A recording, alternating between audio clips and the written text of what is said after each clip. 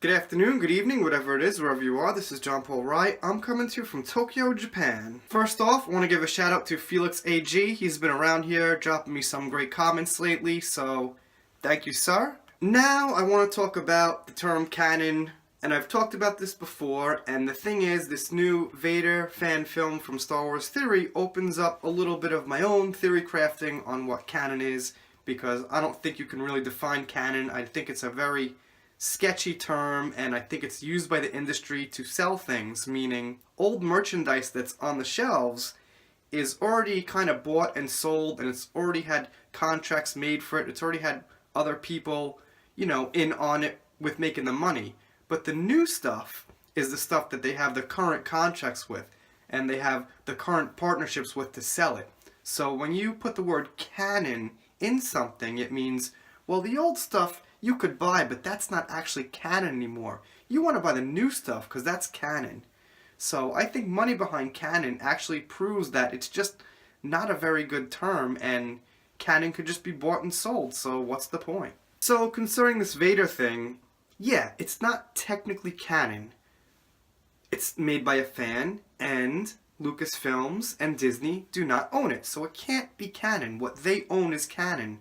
However, canon, I think, is something that's more of like a living, breathing thing in the fandom and between fans. So let's hypothetically say 5 years goes by, this thing's long over, and then people are discussing Vader and his history and his backstory and this and that. And if someone in the room says, hey, what about that fan film that got like really huge where Vader did this? Don't you think that would really sound like it would really fit Vader's character very well?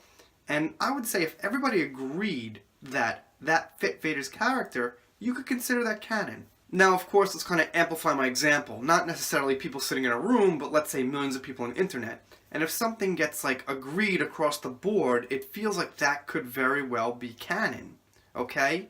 Because it's actually been produced, it's been out there, and as long as millions of people know about it and it's, something that's common knowledge, I don't think it's too far-fetched to say that could be canon. My definition of canon is from the creator's mind. So I think once it's out of the creator's hand, that's when it gets tricky. However, I think what matches the creator's imagination the best, I think you could call canon. For example, if a company like Disney buys a franchise and they completely mess it up and the characters just go like way off track and way off the wall, things you really never think they'd do, kind of like Luke and Han and things like that, I don't think you have to consider that canon because it's just so far off. That's just somebody buying the thing and changing the story.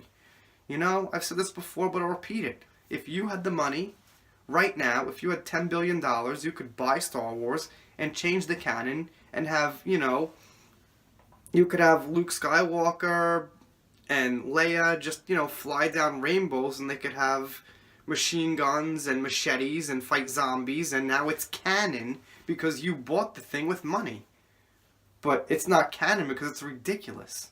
Anyway, kind of a weird example, but I think you get the point. The point is, it just comes down to a number, and I think the real canon is something that's living and breathing and agreed upon the fandom. Now, what I'm also saying is a little tricky in itself, but I think it makes just a little bit more sense than saying, well, what's bought and sold, and what they say is canon tells us canon is canon. So, I think one day we can consider things like this kind of fan film, things that get big enough that kind of become common knowledge, because to be canon, things have to at least be common knowledge for the most part around the fandom.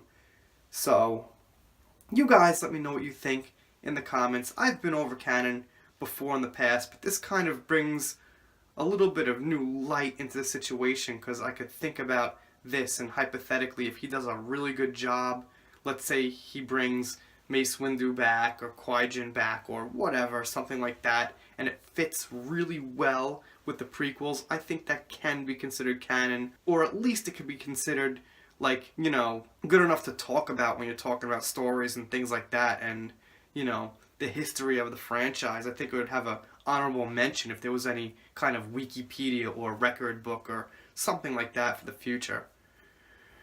Alright, I talked and That's it. I'm ending the video. I got a cough. It's like this horrible winter cough. I can't get rid of it. I'm taking this goddamn video 10 times, 15 times.